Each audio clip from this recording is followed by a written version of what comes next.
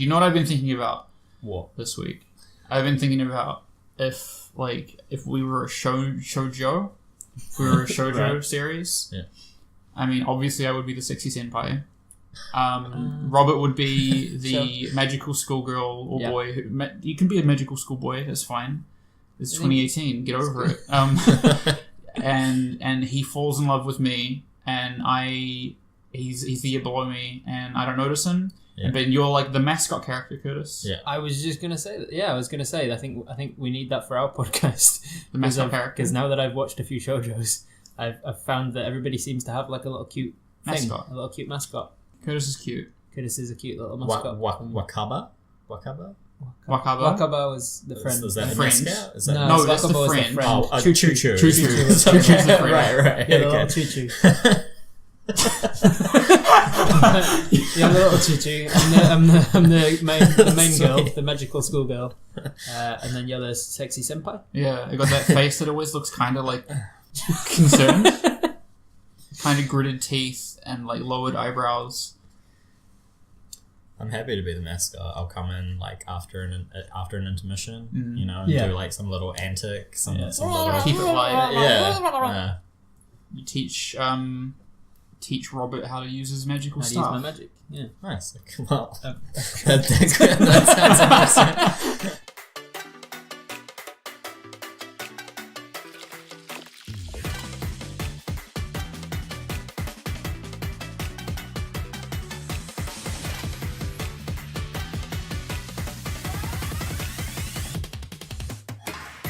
Greetings, friends and foes, and welcome along to Keep Your Friends Close and Your Animes Closer, a podcast where we explore the dark depths that is anime. I am your anime caving guide on this episode 30. My name is Joel. Caving guide. I'm your first time spelunker, Robert. And I'm your anime Elon Musk, Curtis. Does he do a lot of caving? You didn't hear about the hot takes. No. Well, anyways, this week on the podcast we watched episodes 1, 2, and 3 of Revolutionary Girl Utena, and we're going to talk about that and some other stuff. But first, last time on Keep Your Friends Close and Your Animes Closer. Robert, do you have any follow-up? Yeah, I wanted to say that garrote is a Spanish word. I looked that up. Oh, yeah. And then I also wanted to bring up the cat eye sundial. Yeah. So during the ninja scroll, Joel asserted with great enthusiasm and confidence that ninjas would keep a cat on them inside their robe. Yeah. So that they could bring it out like a pocket watch, look in its eyes during the night to see what time of night it was. Yeah. You weren't quite right with that. Wasn't I? You looked it up. You want to maybe reassert what the position is? Or? So my position is still because I looked at the facts, I laid them out, and I thought, you know what? There's two ways this could go. Yeah. I still think that there's precedent for ninjas to use cats as watches. Nice. Watches hadn't been invented yet, and they love cats. And cats have better eyes than us, so they just they pull the cat out, they look at the cat, and they just say, "What's the time?" And the cat's like, 9:45. Cool. Put the cat back in their pocket. Back off to stabbing. I just can't help but imagine like a prince going out for a nightly stroll around his gardens, and the bodyguards are like, "Oh, prince, you need some bodyguard." And he's like, "Oh, I'm just going around the garden. There's no," and he's like going around, looking at the cherry blossoms and stuff, and then he's like, "Oh, I'm so glad I'm in my own walls. There's no one could possibly be assassinating me in here." And then he hears meow from behind him. He's like, "Oh shit, it's an assassin!" Thank God they give themselves away by concealing a cat on their persons at all time. So what we're saying is that we looked it up, we confirmed it. That's definitely the case. The Japanese were very romantic, and cat's eyes are beautiful. The facts are, during the day when it's actually light, then granted the cats actually are pretty good indicators of what time of day it is, because at noon when it's lightest, their eyes are most slit-like, and then during twilight, obviously, when it's darker, they dilate and become round. So what you're saying is... If you look in their eyes, you can tell how much light there is. You know what else does that? Our eyes. Our eyes can tell how much light there is. When was the last time you looked at your own eyes to tell the time, Robert? Dumb. So basically, cat eye sundials would work when there is enough light for a regular sundial to work. But you can't have a pocket sundial. I like the idea of a ninja pulling out this kitten, because I would assume it's a kitten, because that's no, because they have to train the cat to not meow. What about what you guys aren't getting? Why not like a bobcat? Because then they can use it as a weapon as well. Throw the cat at their enemy. Just pull out the cat. What time is it? I can't see anything. Because it's night time. Must be midnight. If it's light enough for me to see the cat's eyes, then they get a candle out and use it to see what the cat's... Nice. I think there's something there for sure. Yeah. Definitely. Yeah. So, Robert's a part of the mass media #fake news. Cat's eye sundials were real. Moving right on past that, let's move into... sorry, Curtis, do you have any... No. Cut me off at the... out the gates. Let's move into Revolutionary Girl Utena Abridged.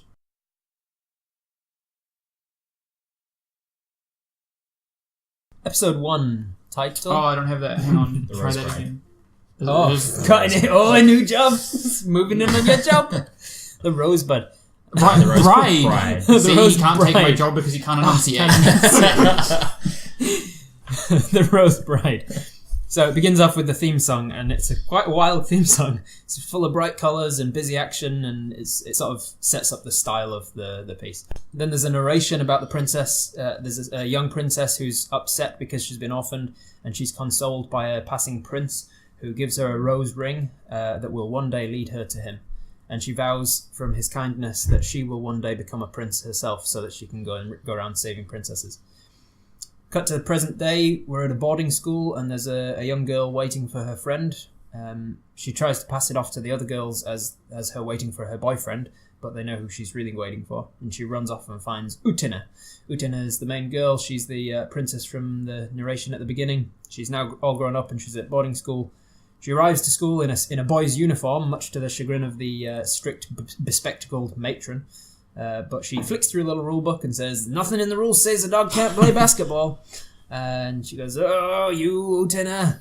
And so she goes off, she starts to play basketball and she whoops the boys. And then after the game, she sees an attractive purple-haired girl in a greenhouse and she gets slapped right across the face by her green-haired partner. But then a red-haired dude steps in to stop the abuse before Utena can jump in. These guys, it turns out, are all on the secretive school council. Yeah. And they have some sort of cult vibe going on. Greenie's some arrogant bastard, and he's really arrogant over his ownership of the purple-haired girl. He boasts that no one can best him in a duel. Cut to Utena's friend Wakaba. She has written a love letter to Greenie, whose name is Saionji. Yeah, Saionji. Which he has rejected and put up on display for all the boys to laugh at. Utena confronts Saionji to defend Wakaba's honour and challenges him to a duel. She arrives at the super secret dueling ground. She doesn't understand... She doesn't have the same level of understanding of duel as he does. Duel is, yeah. Because he sees her ring and he goes, "Oh, I see. You're that kind of duel." Yeah, you want a duel, and so he's like, "All right, come to the dueling grounds and deep in the secret forest at the back of the school." So she goes there and she finds an extravagantly magically locked door, and she opens it with her rose seal ring. Yeah. And then she walks up an impossibly high spiral staircase.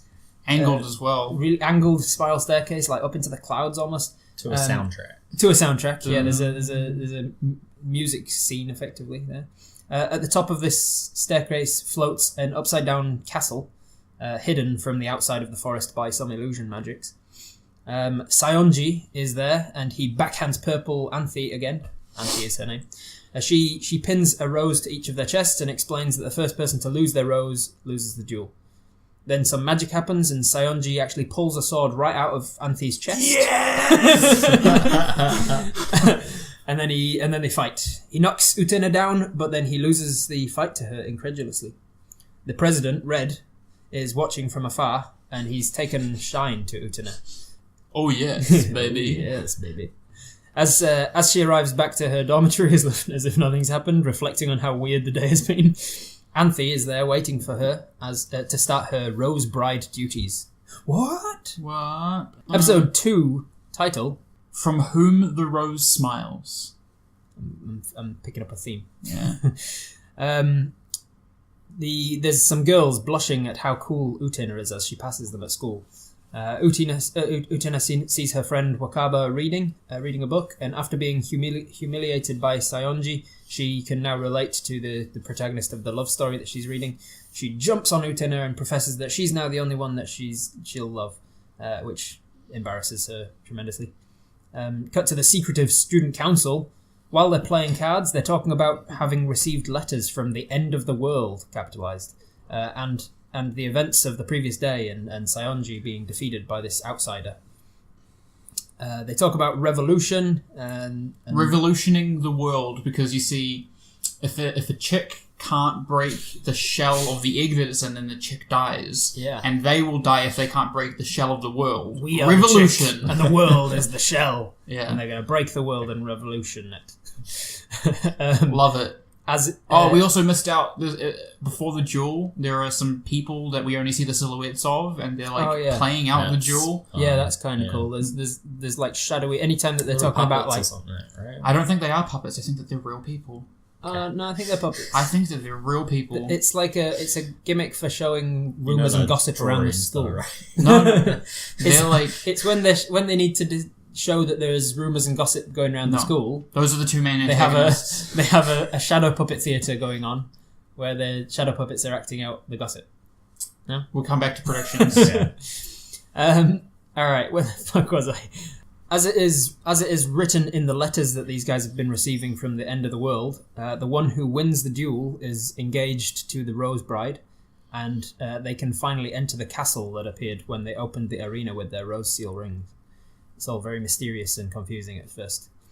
The students are all assigned to their respective dorms, and Utena, for some reason, has been assigned a solitary dorm, and in fact, she's got the entire halls to herself. She'll be the first to live in this particular wing in 10 years. So as she arrives expecting the worst cleanup job of all time, she finds that Anthe is already there cleaning. She meets Anthe's friend and pet, a little tiny rat-sized monkey with massive mouse ears. It's called Choo Choo, and he's adorable. And he's kind of squishy and moldable as well. Yeah, he's magic. A magic little mouse. I keep thinking he's a mouse, but he's a monkey. Anthe says that Utena is the dueling champion now, and so it's her job to defend her title against any challengers on the council. Speaking of which, Saionji is shut away, harbouring resentment at losing the fight and training hard for a rematch. And then he confronts Anthe about her leaving him, despite the fact that she was bound to do so by the rules of the end of the world letters and the duel matches and things.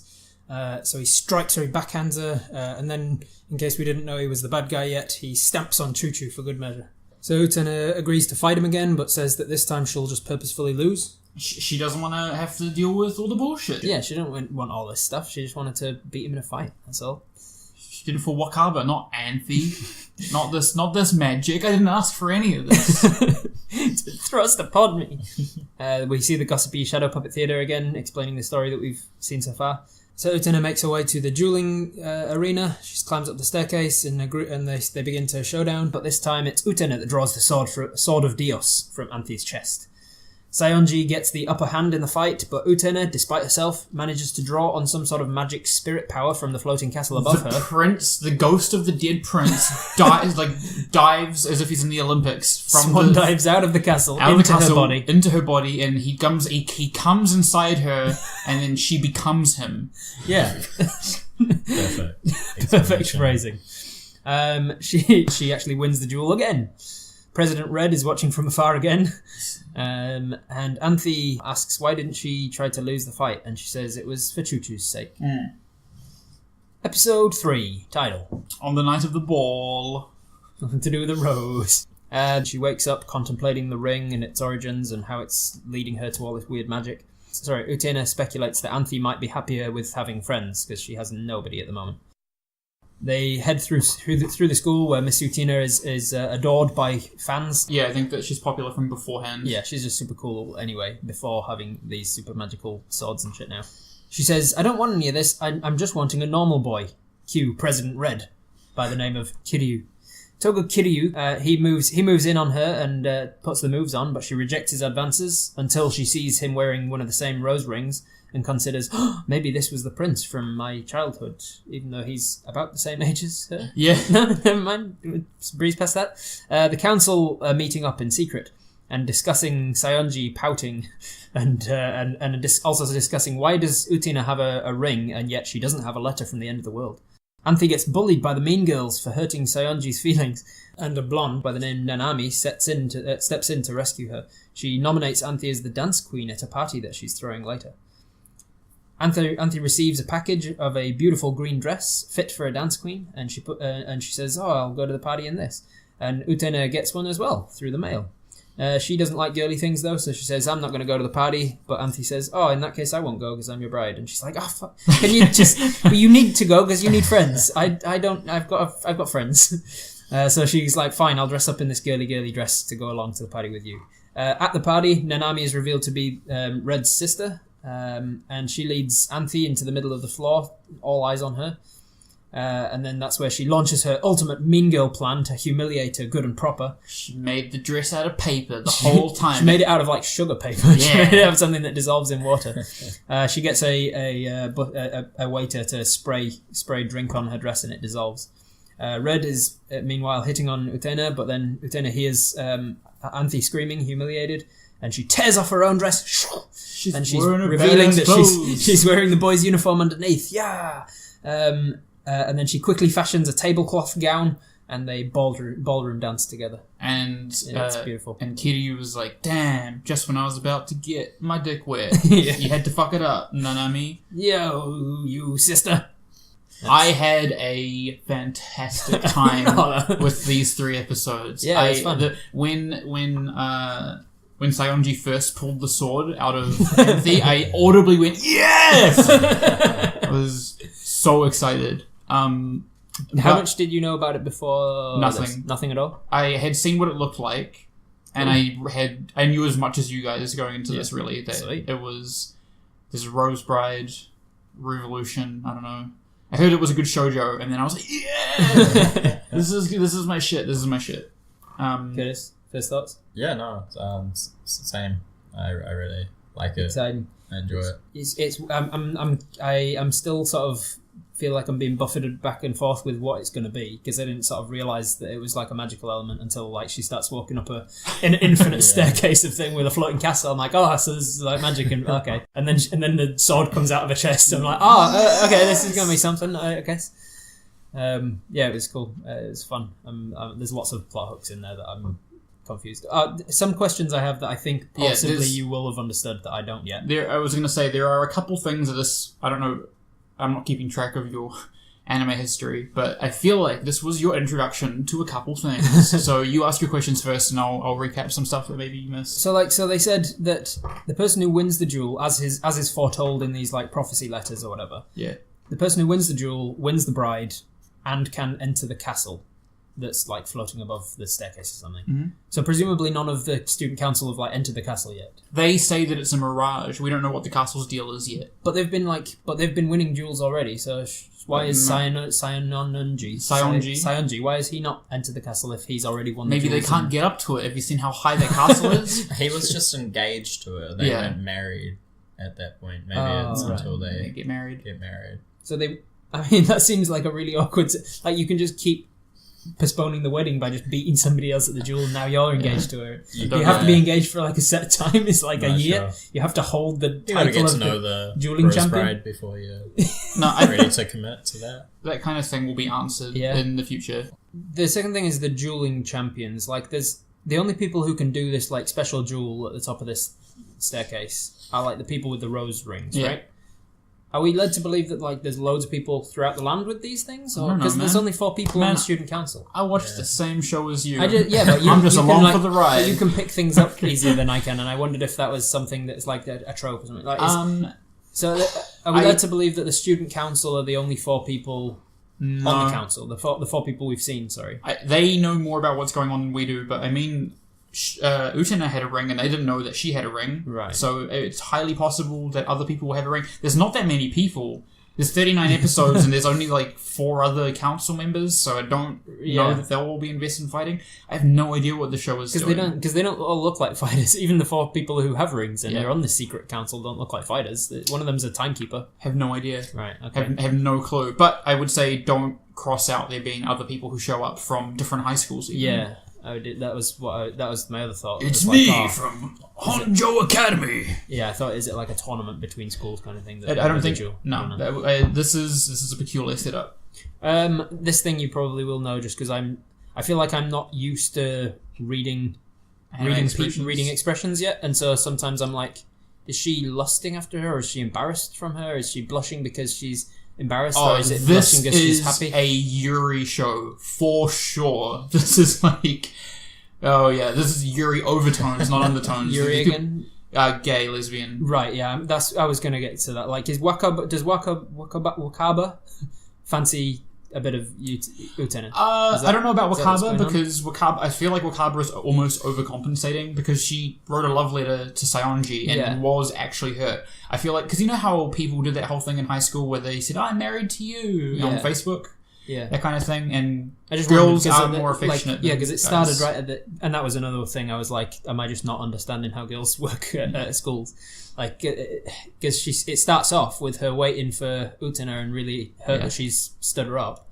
And then the girls are like, who are you waiting for? And she's like, my boyfriend. Yeah. And she's like trying to hide the fact she's waiting for her girlfriend, effectively. And I was like, this is going to be a gay thing. It is a gay thing, for sure it is. Right.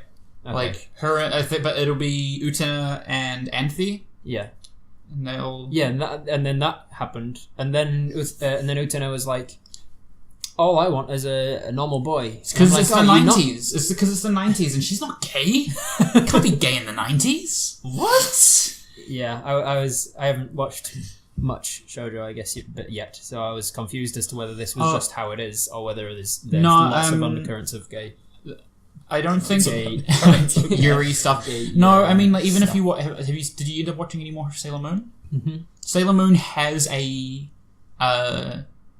canonically, like, a canon Yuri character. They never officially say that she's gay in the show, but apparently she has. I haven't seen all of Sailor Moon, but apparently there's a gay character. I don't think that it's in every shoujo, but this is definitely gay, right? Which is kind of exciting because I was like, for sure. It seems like it's a show that was made today, not in the 90s.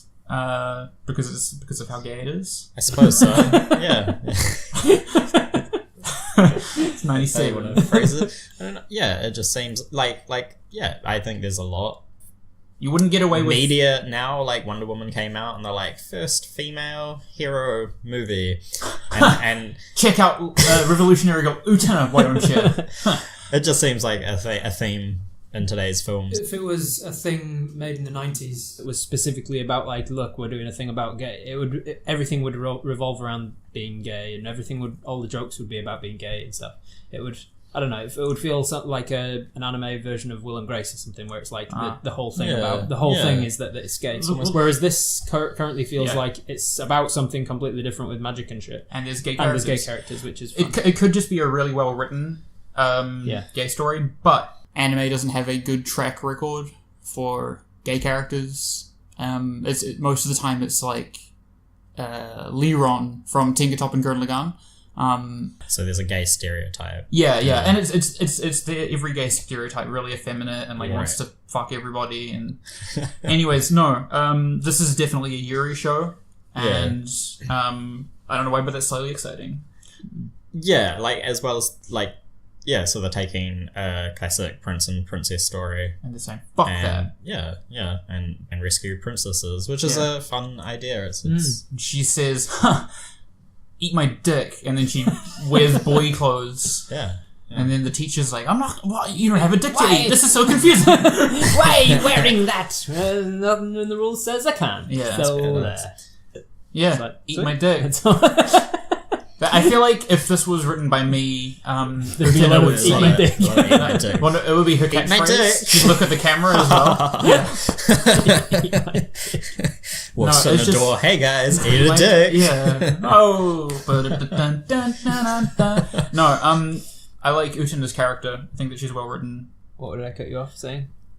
No, I was just gonna say I really dig the style. I thought I was gonna hate the big eyes. Yeah. Like really yeah. big eyes. Size. Really big eyes, Well, really small thighs. I want to. They are skinny.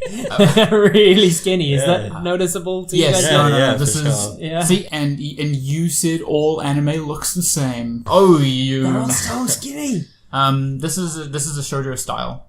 This is what okay. like so the much larger eyes, Yeah. the much more slender characters. Yeah. Even the men are quite Yeah, really. Everyone's slim. Yeah, shoujo.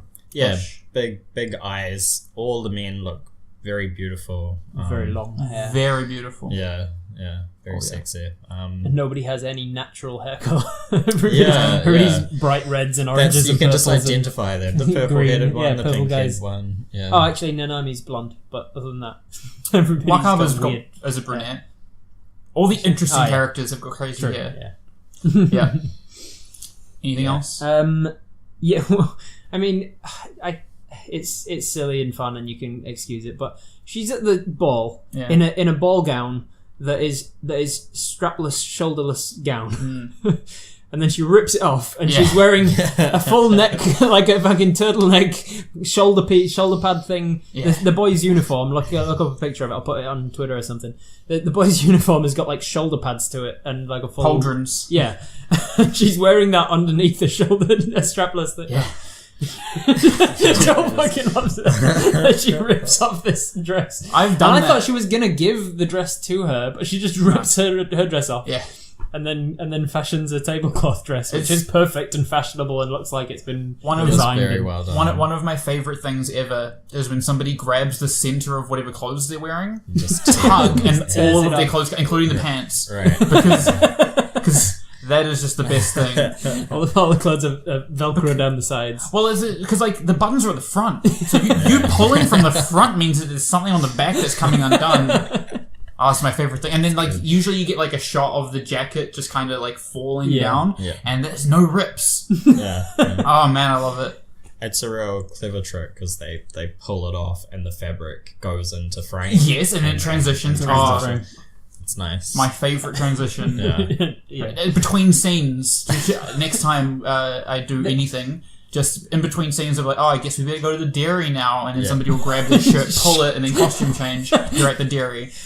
One thing I didn't like about the animation though is that just one time it was real jarring. Every so often when they're like introducing someone new or they're panning up some character or something, they'll frame the screen. They'll literally put a frame around it with the things in the corners. That's fine. And that's what actually helped me know that Choo Choo's a monkey, because when he's introduced, it's little bananas in the corners. But any other time, I'm pretty sure every single other time it's roses. And that's fine like that. But then when this prince spirit comes inside of Utena, they just suddenly cover it with a rose, and it sort of Because he came inside. You can't imagine trying to show imagine. him coming Okay, inside. so we're at the board meeting.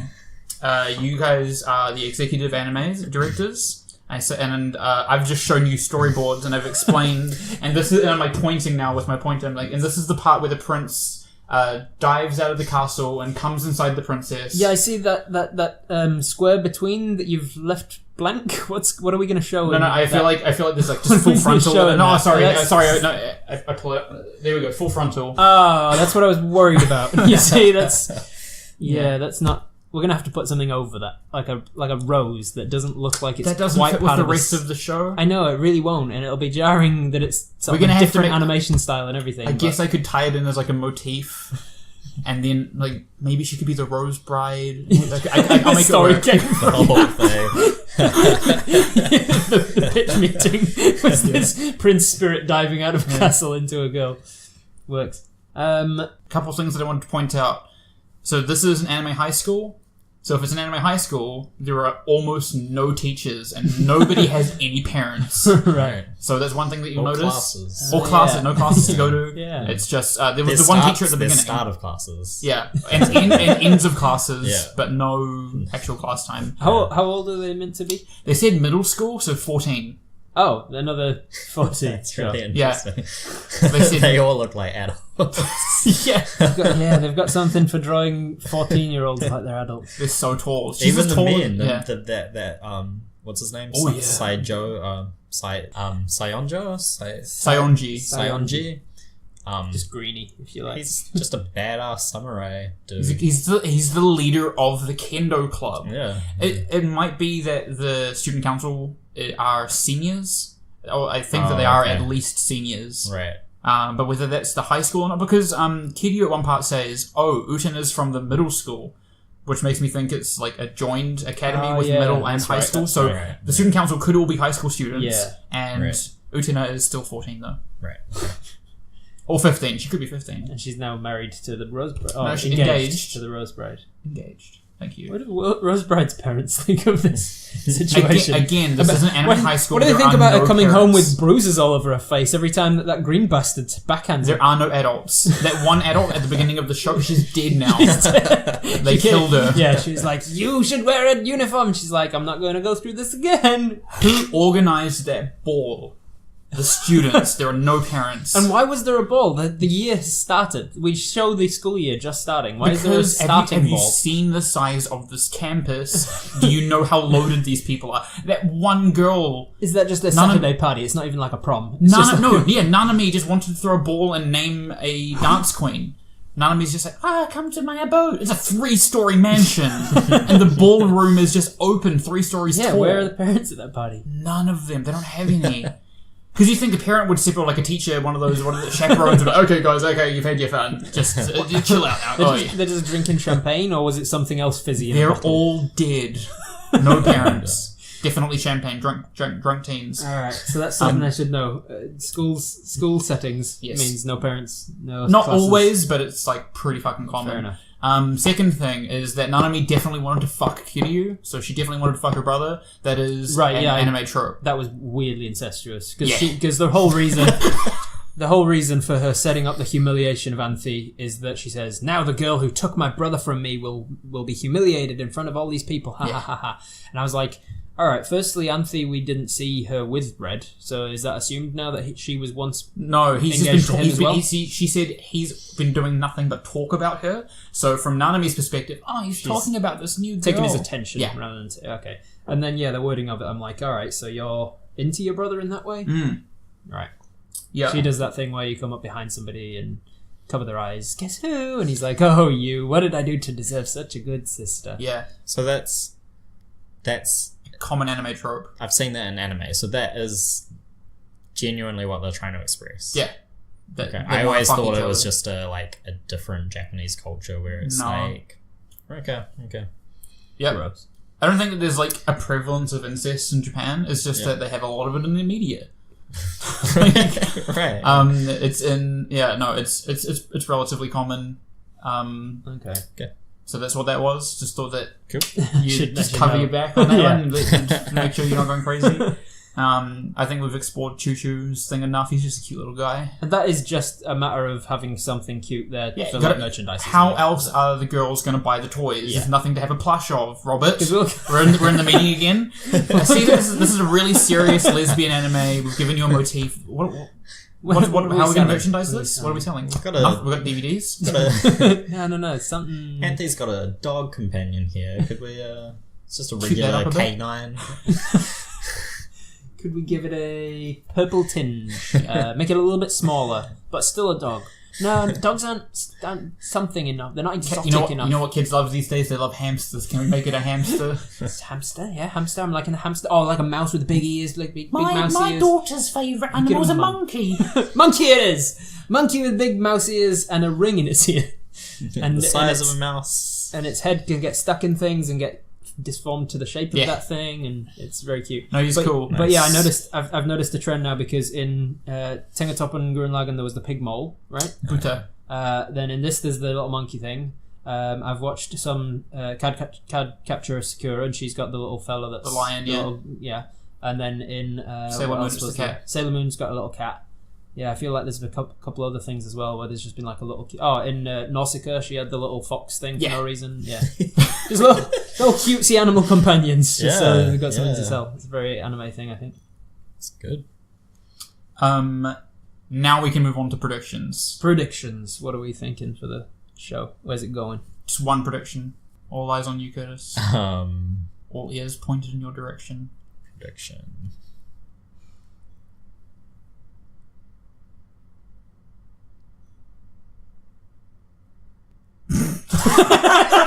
Wait for people to just get to the point where they're bringing their phone out to be like, is it stop? Oh, good joke, Curtis.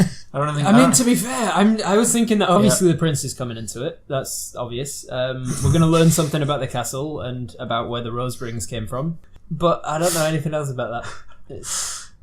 Yeah, just bouncing off of what Curtis said. I just say I really think that the shadow people are going to be big players. They can see everything that's happening in the school. End of the world, is that like a person? No idea. It's a possibility though. I mean, it's within the realm of reason. Did you want to just make... I know that the last theory that you gave was a little bit complicated and intense. Do you want to maybe try simplify it, Curtis? I feel like it's a show that I've got like no relevant reference to. Prophet's still laughing. Who knows what the end of the world organization is? It would be lame if it was just some people writing random letters to the student council. Yeah. Maybe. They're just fucking with them. Yeah. No powers or nothing. Oh no, I feel like they know. I do think that there's a middleman. Right. It's interesting that the student council thinks they're doing good by listening to the end of the world organization. So possibly the end of the world organization maybe the good guys are the bad guys. Coming down from the castle planet, maybe they're going to fuck shit up once they get to this world. Sutton is going to marry Anthe, and then the castle's going to like descend some steps on the wedding day. Right, and it's going to land right at the altar. It's such a tragic... And she's going to turn and walk with Anthe all the way up the steps, and as she opens the door, Anthe will get like stabbed or something, and she'll be like, and then she'll get slapped off. Right off the step. Yeah. Like, it's getting slapped. It's a tragic love story because Anthe and Utena can never get married because when they do, it'll be the end of the world, so they just have to stay engaged forever, which is really sad. So because they can be together, they just can't get married. They'll live together. They'll be best friends, but to the rest of the world, that's all they are. Yeah, just friends. Friends that live together. Is it out of the realm of possibility for a shoujo to have like death in it? Because I thought a few times during those duels that she was like going to stab him, or she just had stabbed him, or whatever. No, I don't think it is. It's within the realm of possibility. So keep an eye out for that one. Be death. I thought Sayonji was going to kill himself in episode 2, to be honest. Yeah, he was getting real down. I thought she'd, like, once the spirit came in it, I thought she was going to actually just run him through with the spirit sword. The battles are not the best animated, but it's still pretty exciting. They do some cool little dynamic posing, and it's a lot of fun. That's what I have to say. It's sword fighting. There was a lot of good animation throughout it. It was, like, solid, which I liked. Exciting. Yes. Hope it stays like this. Let's cut to 4 episodes in the future when we're like, oh, fuck this thing. What happened? Yeah. I can't imagine it doing a very quick turn like that. Yeah. But maybe halfway through we'll be like, can we just, like... Can we get to the point? Yeah. Fucking get in the castle already. Right. Did you guys have a favourite moment? Yes. Thank you, Curtis, for bringing us back on track, as always. My favourite moment was when she's fighting Sayonji for the first time and she does this like duck thrust and it does a really cool perspective camera where it she stabs into the camera. Yeah, foreshortening. There we go. Thank you. That was a bit bad of me to not remember, but that was my favourite bit. Nice. Foreshortening when she stabs at Sayonji. Nice. Oh, no, I lied. When she pulls the sword out of the chest, that was way better. Oh my god. Yeah. That was so exciting. I think, like, the moment that I started, I don't know why I like these things, but, like, the repeating patterns, like, the repeating scenes, so, like, the shadow puppets, they always seem to be telling you what's going on. I like that way of communicating. And also the student council meeting. with the elevator, Yeah. and the real like ominous music going on. Yeah. And they just said the exact same thing they said in the last episode. It was fun that they've got like a little intro theme. Yeah, I'm thinking that's like their chant to start the meeting, where the red guy, president of the council's like, we're going to break out the egg and blah, blah, blah. And then they all chant together for the revolution of the world or whatever it is. And then somebody starts a stopwatch. So I think that's like the start of their meeting. Right, yeah. Every time they go through their little oath. They do, like, it's very like theatrical in the way that they show things with the music and the stairways. It's phenomenal. Yeah, like an amazing. I've got lots of favorite parts. The sword being pulled from the chest, and it was good. It was really fun. Yeah, It's pretty cool. My favourite bit would be when she is allocated to dorm and a friend leaves her and says, "All right, well, I'm in this room if you need me." And then she goes off to this abandoned part of the school, and she's like, she's dreading it. And there's like upbeat music and stuff playing in the background, and she goes all the way to a dorm room, and then she opens the door and the music stops, and it just like it doesn't like do the needle scratch, but it might as well. Yeah, stops. It opens up, and there's just like a rat in the middle of the floor, and it's all shitty and broken down, and it's dust covered and everything. And you're like, oh shit, she's gonna have to work, and she just slumps down to the ground. She does like, that's something that they can do in anime that they can't obviously in live action stuff, is when they just instantly change position like from standing frame. they're just standing to then slumped on the floor. Yeah. She does that, and it's an instant like, fuck, she's ruined. And then thankfully you realise that she's just imagining it, and she's still got a hand on the door handle, and she's going, oh god, what's it going to be like? And Anthea's cleaning the shit up. As a good show. But speaking of good shows, a Weeb in review.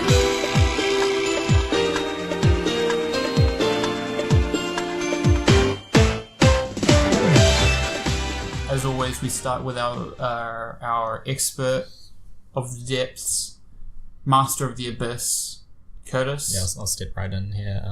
Got nothing to say.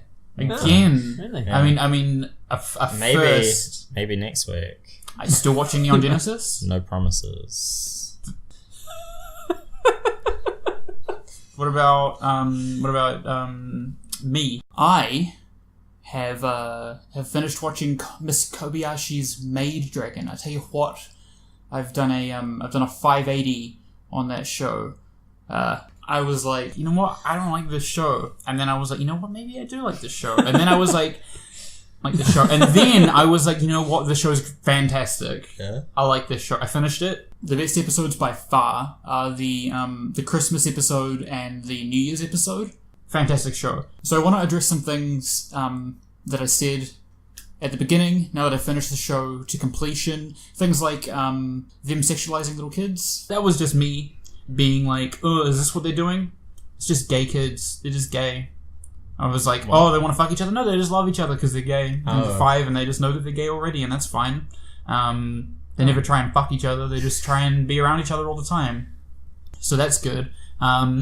Toru and Kobayashi. So Toru is legitimately in love. Nice. Just wants to. They form an actual relationship where Toru is essentially like the stay-at-home member of the family while Kobayashi goes out and works. So Toru does all the house and just looks after the family. They have the little kid Kana, the little baby dragon.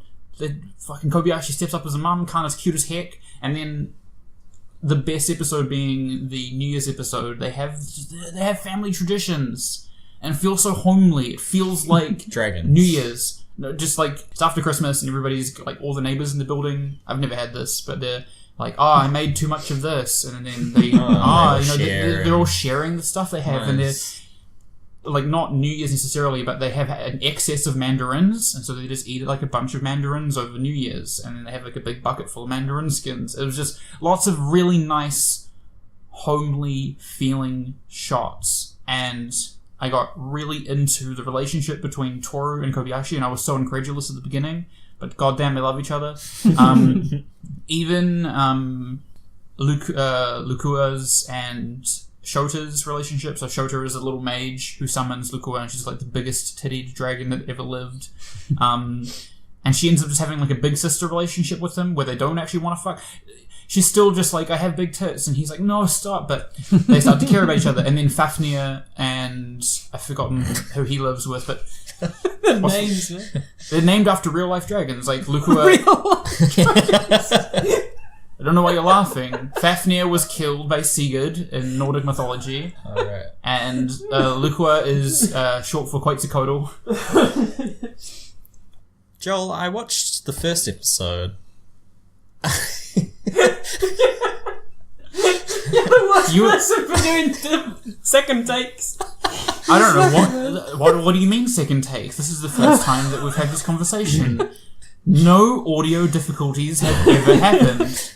Of course not. I watched the first episode, and they had a scene where medieval men were harassing a dragon. Does that ever come back into it?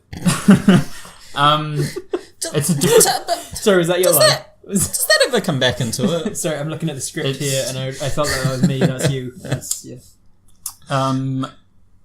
They're from a different world. It's not like she's lost in time, so they go back to the other world every now and then to do stuff. Not that they ever show it, but the other world is mentioned, and humans from that world are mentioned. But it's not important to the love that these two women share with each other. They also explore why Toru doesn't want to bang.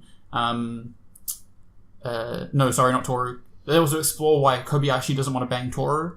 And it's because she's got.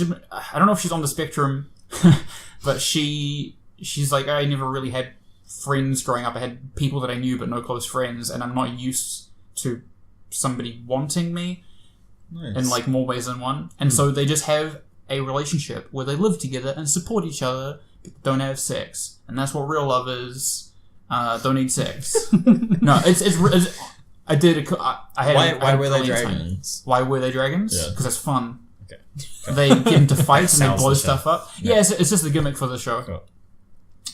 Did you like start to go back again, saying it's not good? No, it's good. No. All right, so has a strong end. So I have to be pedantic then. So you did I 540? 540. I did bad maths. You almost started going back again there. But it's me being pedantic. It's me being bad at maths. There is an OVA that I haven't seen, so maybe maybe they'll screw it up again. Toru keeps trying to get Kobayashi to eat her tail, which is a weird little thing. Keeps happening. Yeah, she can cut her tail off and then grow it back like a lizard that can do that. She doesn't have. But she doesn't have to eat it herself to do that then. No. She can just cut it off. She keeps trying to do it, and she can't trick it. It looks really disgusting. The way they've drawn the meat. Yeah, foul. So yeah, Kobayashi's Dragon Maid. I take it all back. We should have watched that last season. Loved it. Had a good time with it. Would have had way more to talk about. Because that's on my on hold at the moment, and I was not sure whether to just move it to dropped. Yes, I would say pick it up. It's a really easy show to watch. It's kind of like donuts or chips. Right. Yeah. Just can't leave that in. That's gonna sound great. That's the right. Can you just slow that down and get I'll cut that down. That's bad. Can I just tell you that when I was studying at animation, I had to go and record my voice for these characters that I animated, and basically the assignment was just to say one word in 5 different sort of emotive ways. I can't remember the word, but it was just like hello, and it was like a happy hello, and I was like, just hello. So like stunned by the microphone, sad hello. If I put ears on the microphone and like a little tail and said, "This is our new friend on the podcast," I've hidden the mic somewhere in the room. Be enough. You need to talk to him. Yeah. But I don't think in person I'm not very emotive as well. So. Look, Robert, we're not all actors. Sorry, man. I have to remind myself sometimes. It was a gift that I was born with. Oh man, I have the thing where if I'm in a group of like 5 people, I can be really talkative, and like I can grab a room, I can GM a game. Sorry, DM is trademarked. If I'm in a room full of like 100 people, I can be on stage and do stuff. Yep. Give me a room of 6 to 10 people. I clam up big time. It's because like I'll be like you know how you start off and there's only so many people there and you're talking, and then the group start to segment and fragment, and I'm like, oh no, shit! Who am I stepping? Where's my glue? Group. And then so it's like me, and then all the ice starts to melt, and everybody goes off on the little ice floes, and I'm like, no, wait, I didn't pick fast enough. So now you're like, you're paddling to each group. Yeah, and then I do that thing where I'm like Jack on the ice. I'm like, haha! I'm in the group, right? That was a good joke. That was a good joke. What was the thing? What was the punchline? And then they go, you weren't. You just. That's you had to good. be there. Fine. That's good. That's me. I like the. I usually go, oh look, I need another drink. down the one I've got. Go and find some. You don't drink though. I do have to drink, Joel. I'm not a koala. I still have water or something. The way that you said it insinuated that it was alcoholic of the sort, but it wasn't. No, I just have an excuse to go out of the room, go into the kitchen and get something. Nice. Can I give you a pro tip? What I like to do is I just withdraw into myself and start thinking about the situation a lot more than I probably should. I get quiet and then I stand in the circle, not saying anything, which is probably, I think, the best way to handle it. It's just entire silence until it gets awkward and they have to move away. Or until somebody goes, Joel, what do you think? And they go, oh yeah, I mean, I honestly, I don't watch rugby, but I mean, go the ABs. We're talking about the Super 15, mate. Oh, yeah. I thought it was Super 14. They added one more. That's what we're talking about. I've been in a situation where it's like, what are you guys watching? Rugby? Like, it's the Sevens. Do you not know? And I was like, no. Is that the one with the blues? They've changed their name to the turquoise, mate. and then I was really scarred by that. And so then I was just like, right, next time I walked into a room, I don't know why I felt at the time that I needed to announce that I'm a man and I know what's playing on TV. Yeah. Oh, the Game of Sevens is on. It's a show. It's fucking rugby, mate.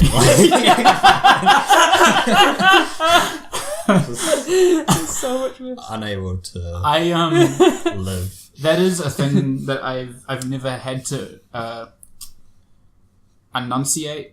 articulate. I don't know the difference between Super 14, Super 7s, and rugby. Yeah. I didn't know that. I don't know either. It's the same ball. Yeah. It's the same ball. If you want to have a different game, use a different ball. Isn't it just the people on the team? I thought that's what it was. Sevens is 7 aside. 14s is 14 aside. I've never paid enough attention. I've paid enough attention to know that there's different rules, because one time I asked the wrong person that, and they were like, mate, the penalty rules are all different. The way-by line is over in the far left northeast, and if you go around down the court side, and I was like, okay, I'm You're sorry. like, this is Calvin Ball to me, mate. New Zealand's humour for you. Yay. What were we talking about? Oh, I was talking about my week. Anime. How we do a thing where we can just sit in our rooms. When I went to watch things alone. We never go out and play sport together. That's what we were talking about. When I went to Japan Day, do you know the anime that they were really pushing? A new rugby anime. Like I saw that. Yeah. So maybe we'll watch that for how you integrate New Zealand society with Japan. It looked like a really gay baity show. Yeah. Muscly men take their shirts off. What were we talking about? I was talking about my week in the anime, and I can't remember the rest of my life. What did I do? I'm doing other things. I'm just I'm not in a position where I feel like I have enough to say about them. But so. Robert. Well, I've sort of had a real shoujo time of this week. Do you know what we are? I think. What? Because I know that you've had a better time with these than you have with Dragon Ball Z. And did we watch any other shonen? Not yet. But yeah, I think that it's safe to say. I mean, I've watched Digimon and Yu-Gi-Oh. Those are shonen. So. What's that, like 100% fail rate so far for shonen and 100% pass rate for shoujo? We're shoujo boys, baby. Yeah, that's probably what it is. It might be. I'd say you're a little bit preemptive with the 100% pass rate on the shoujo though. I've been watching Sailor Moon and a couple of Cardcaptor Sakuras. I've watched 7 Sailor Moons. Although I'm starting to feel like I've watched all of them. Probably. And I'm wanting to know if I can sum up the ones that I've watched as a one particular episode, and you tell me is that all of the episodes? Yeah. So it begins with begins with the theme song and another recap of I'm a 14-year-old girl and I'm a bit of a klutz and I'm a cancer and this and that and blah blah blah. Every episode starts with the lowdown in case this is the first episode you're seeing, I suppose. Yeah. And then there's an evil witch with a crystal ball getting her evil blonde psychic guy to make a scheme that pries on the stereotype of a young girl. A new business opens up in town. Opens up in town, run by an attractive, slim, red-headed woman, and everybody in town falls for it, especially Sailor Moon Girl's teacher and friend. Her parents are bad parents, and then Usagi falls for it too, but then she's saved by the cat Luna. Usagi becomes Sailor Moon and confronts the redhead, who turns into an old hag and sets the hypnotized townfolk on Usagi, who runs away scared until Luna tells her to use a tiara reaction. So she uses the tiara reaction and defeats the hag, and then Tuxedo Man turns up for Usagi to drool over, despite her hating him in person when she bumps into him on the street. I don't. What are you even hang on, talking about? wait, slow down for a second. She hasn't met Tuxedo Mask in real life, of course not. Don't know what you mean by that. Of course not. And then the blonde guy retreats to next week. Start it all over again. Yeah, I think that's the first season at least. Right. That's the thing is, it's been to the letter every episode. So they far, introduce more like they've done it. They do it in the intro, right? Sailor Mercury. Oh no, are you watching the Japanese intro? They introduce more planets. There's Sailor Moon, and then there's Sailor Mercury, Sailor Venus, Sailor Mars. Sailor V. They've talked about Sailor V. Is she Sailor V? Venus. Yeah. Okay. So they introduce all the planets, including Pluto. I bet they were really stoked when the scientists were like, "Hey, there's another dwarf planet called Ceres and Edna and Sedna." And no, they're like, "Oh, we can have more." It was more like Pluto's not a planet. Oh shit! But then the moon also is not a planet. So have they got Sailor Earth? No. So Sailor Moon instead of Sailor Earth. But then all the other planets. Yeah. I feel like that's probably the first season. From what I understand, it gets less formulaic the more seasons you watch, but it's also a huge time investment. It's like 150 episodes. Fuck me. So I won't be finishing it. Well, but I'll be watching a few more. I feel like I'm not done with it yet, but I'll be watching a few more. But I'm not feeling like it's... I don't know, maybe I'm putting judgment on it, but I'm not feeling like it's a great sort of a show for like messages, because at the moment it's just been girly stereotypes. The whole thing. Like the first 7 episodes have revolved around jewelry and love of jewelry and how that's a good thing, fortune telling and knowing who you're going to marry and stuff, writing love letters, being worried about your weight for like 12-year-old girls. Being worried about your weight, having cute pets. Hang on, I can hear people typing already. If you just keep watching, it'll get better. If you watch, I can't hear the episode because they're typing so quickly, but if you watch one particular episode, you'll understand it's not all that bad. Really? Okay. Because so far, because I was like, okay, at least if they're doing it to like set up that if you fall for all these girly shit, then you're going to be one of these mindless hypnotized people. But Usagi, she doesn't fall for that because she's a real rounded girl and she can like what she likes. But she falls for it every time as well. And then there's no like lesson learnt about like don't obsess over superficial things. Wow. I'm just currently like I'm thinking I'll give it a few more episodes, and I wouldn't be at all surprised if they were about flowers, because that hasn't come up yet, clothes shopping and makeup, because those are like the only sort of stereotypes I can think that they haven't yet used. It's kind of I don't know. I don't think it's got like a good message. You know what? I don't remember it very well. So I remember enjoying it when I was a kid, and that's about it. It's not like Dragon Ball Z where I can remember how everything ends. It's fine. The parents are really shitty as well. Like, that's an anime thing. There's that episode about losing weight, obsessing about weight. She's not fat in any way. She's too skinny probably. but there's one girl drawn in that episode that you've never seen before or since that was just needed to be the fat girl, and she's like drawn like a regular person. Yeah. And everybody's calling her fat and saying that she could do to lose weight and stuff. Wow. And then Usagi goes home and says something to her parents about, "Oh, I'm too fat," and her parents are like, "Yep." They're like, "Yeah, you need to lose some weight or something," and it's fucking awful. And then in an earlier episode, her little brother, who's annoying and all that, he's deathly terrified of cats. Yeah, and she's got Luna following around now, and she's like, "Can we keep her?" And her dad goes, "Oh, I don't see any reason why not, except for the fact that my son is terrified of cats because when he was a baby, he was bitten on the face by a cat. That's a big cat." And he's like, "Yeah, why not?" Horrible parents. So you reckon that's just a thing that happens in anime? Yeah. Not every anime, but yeah. Now, Cardcaptor Sakura, I've only watched 2 of those, but I'm enjoying that a lot more. I think that's... I remember I remember a lot more of Cardcaptor Sakura, which I think says a bit about the show. For a start, it's got like a through line story that's actually going to be interesting to watch. Like the first episode, a reason for there to be a month to month, week to week thing. Yeah, it's definitely a reason to set up the Monster of the Week thing. All the cards disappear, and she's got to track them all down and reclaim them all. She does have to do it again next season.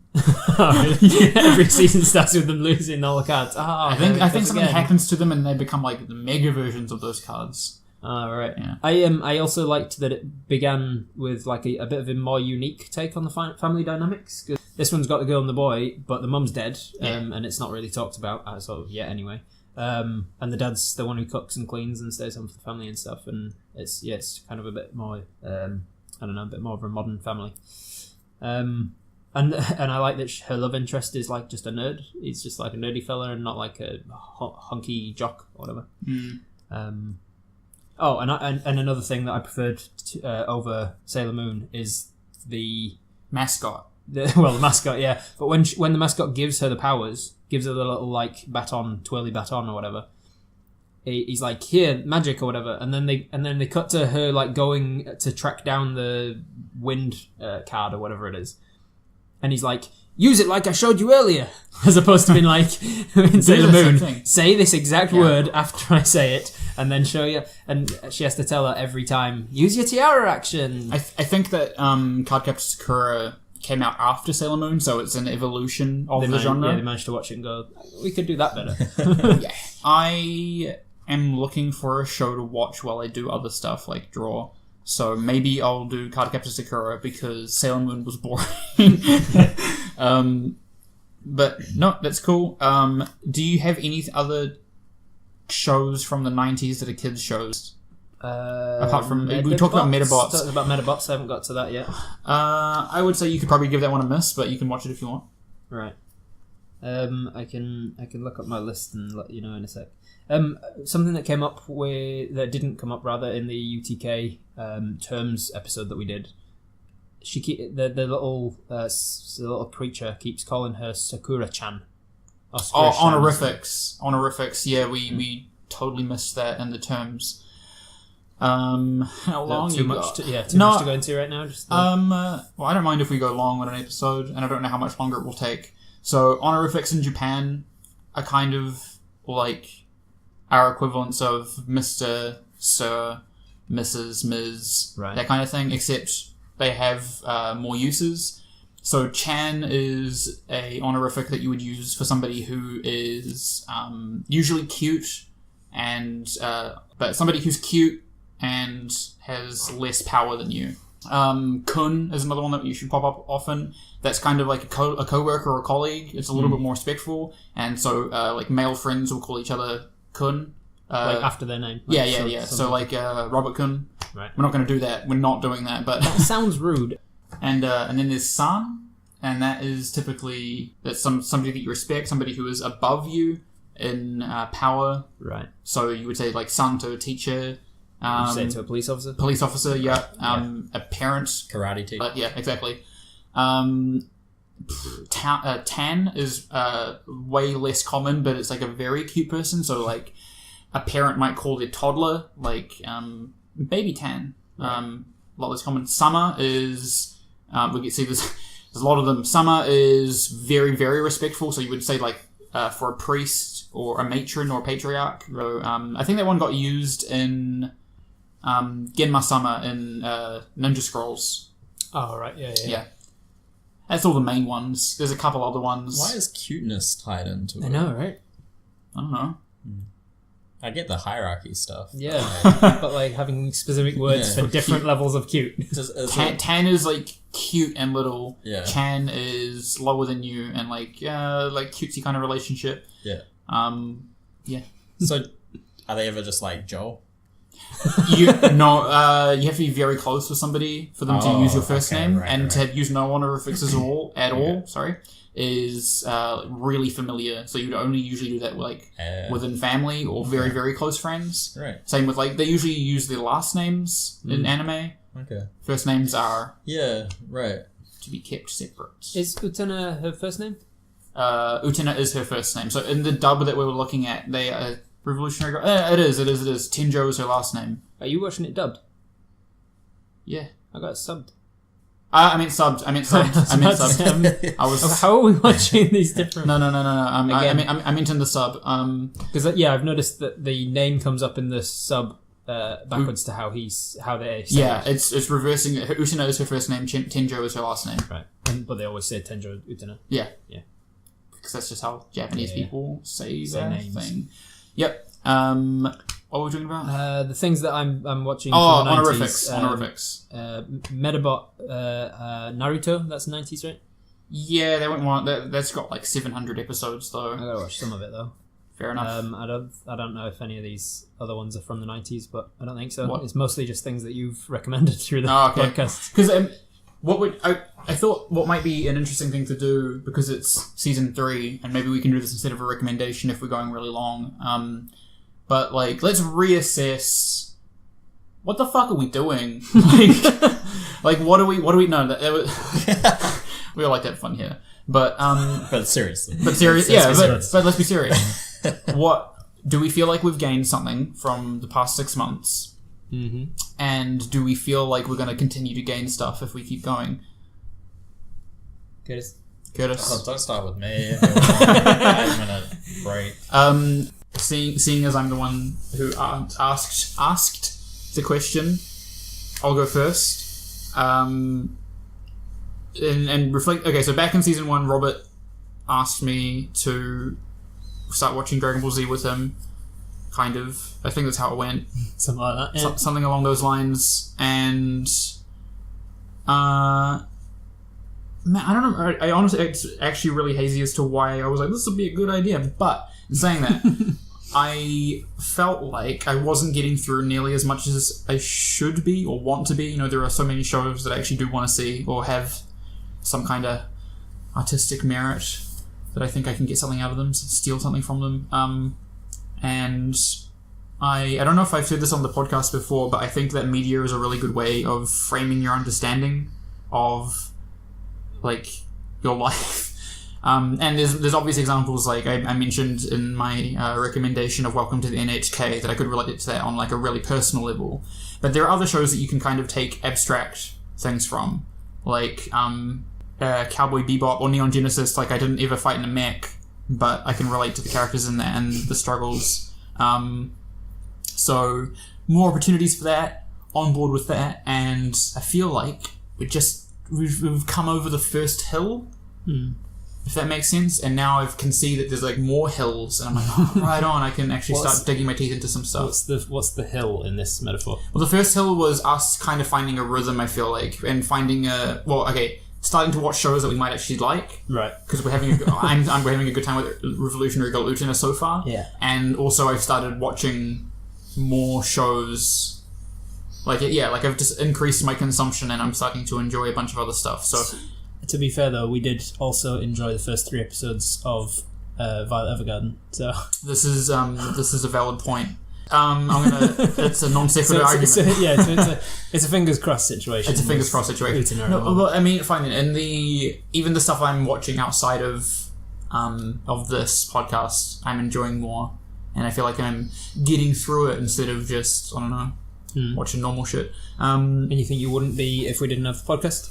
It's definitely a motivator. Oh yeah, that's right. So I should have said that I've definitely increased my consumption because of the podcast, just so that I can keep up the appearance of knowing more than you. And I do, but only relatively. I mean, we enter a room with like 10 other people, and I'm sure that somebody else knows more than me about stuff. And it's also, the other thing that I think is good about this is becoming more articulate, or learning to speak better, and being able to articulate why you like something or why you didn't like something, which is good in normal conversations that aren't into a microphone, if that makes sense. It's like what they said at high school when you do book reports and stuff, and you're like, when will I have to do this? And they're like, it'll help you articulate why you like things. And that sons and kids and daughters is important. Definitely. I wish I took English in level 3, but whatever. Robert, because Curtis is still stunned. He's still stunned. He's still thinking. So I don't know. I got. What's the question that what are we getting out of this? It's do we feel like this is beneficial for more reasons than just like having to fun together? Do you feel like you're getting something out of it? I do. Yeah. I dislike when I feel like I'm missing out. And I feel like I'm missing out on anime because it's such a huge field of media that I knew nothing about. And some of the things that are pervasive enough that you see references to them in everything, like how I knew roughly what Goku looked like before having watched Dragon Ball Z, just because it's kind of, you see him everywhere, you see references, or you hear about you hear enough to recognize that it is a reference without knowing what the reference is, and I hate when that happens. So I always want to know I always want to be in the loop effectively. And so I feel like I'm getting more out of it on that sort of a standard. I'm getting more of an idea of anime, and I could hold a conversation about anime with somebody who likes it, because I'd be like, oh yeah, I've watched this and this and this, and I like these ones and I didn't like these ones, and then I'd have something to talk about. And you're gonna build up a repertoire. I'd be able to break down like why I liked Death Note so much and why I disliked other things so much. Dragon Ball Z. What? Because I think we've talked about this before as well. I find it really interesting that you decided to start with what was the equivalent of my childhood, because I grew up with Dragon Ball Z, Digimon, Captor, Sakura, etc. And you didn't start with the new stuff that's popular. You were like, I want to get a groundwork level. It's like if I'd never seen Star Wars or Harry Potter, I'd feel like I wanted to watch them. I needed to get out there and see them. But that's like cinema. Yeah, but you don't do that with books. All right, with TV shows then, like it was so many years after the fact that I finally got around to watching Lost, or finally got around to watching Breaking Bad, or just like huge iconic shows, like even shows that I don't like but are hugely popular. Like I've watched a few like Desperate Housewives and stuff, and they're not for me, but I wanted to watch enough to know what the characters were, so that when a reference to it came up, I recognized that it was a reference. That's really interesting, because I would never do that. Because like I remember Desperate Housewives in particular, but I have no interest in watching that show. I've watched a few of like things that I know to be big. Like I could recognize a few of the character names from like, I don't know, Grey's Anatomy or something, even though I've never really watched. It's not my thing. What drives you to do that? I don't know. I always just like I guess, like I say, it's kind of a fear of missing out. It's a fear of being out of the loop. I'm driven to feel like I understand a reference. I get it. I got that reference. That. I hate That's not really getting a reference. Because on another level, okay, so Because on another level, I don't know if I could say that I prefer Japanese media. That seems like a bit of a stretch, but they seem to make so many fucking shows because they don't have that many. Like they have long running shonen shows, like you got One Piece, Naruto. They run for like 700 episodes over 15 years or something. But then in a season they'll just have a one-shot TV show that goes for 12 episodes, and then they'll move on to making something else. So there's this breadth of material for you to find something that either resonates with you or is just interesting enough to keep you entertained. Like, My Devil is a Part-Timer, right? They would have spread that out over 9 seasons. Like, it's a shame it only got 1, but it would have gotten to the point where he, had kids, and it was beaten to death. Like, that's not. That's sort of seems to be more the American way to do it. Like in England, we tend to do something that's really good for like 1 or 2 seasons, and even the seasons are only like 6 episodes, and then it dies. Or it doesn't die. They just stop it, and people are like, "Oh, you should make more of that," but they know to not do so. Whereas in America, they're like, this works. Let's do another season and another season and it's another like, season. English Office versus American Office. Oh my god, English Offices. They went. That's great. Leave it while it's ahead. While people look back on it fondly. Yeah. It's a TV equivalent of the expression, you either die a hero or you live long enough to become the villain. Right. And it's like the Simpsons. That's it's interesting. Curtis. Yes. Are you still enjoying yourself you talk less than us, but you're present and you're smiling, you're laughing. I consider you a friend, not a foe. A friend of the podcast and a friend of the non outside of the podcast. Why am I doing this podcast? It's a bit of a muddy question. I'm kind of just getting a feel for the room. It's why are you doing this? Do you think it's beneficial?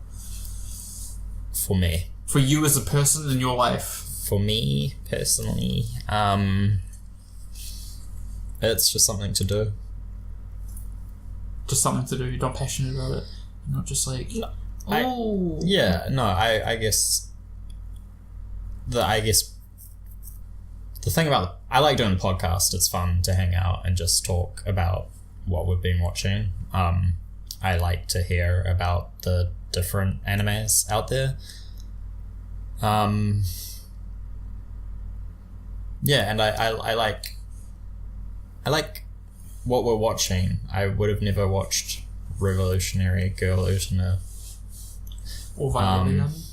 Or Violet Evergarden. Or I would have stopped watching Violet Evergarden. We've across it. Or Lupin the Third. Yeah, there's lots of anime that's always been like that I've known to exist, but for whatever reason I just haven't made time for. I sort of wrote anime off a long time ago. I think you said that anime fans are meanies at one point.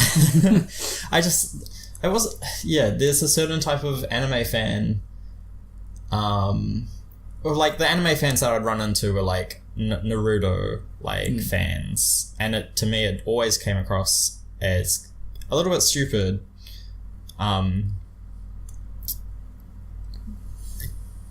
because I couldn't see the appeal why you're watching the show about a kid with magic powers. To me, like that's all I could get from what they were talking about.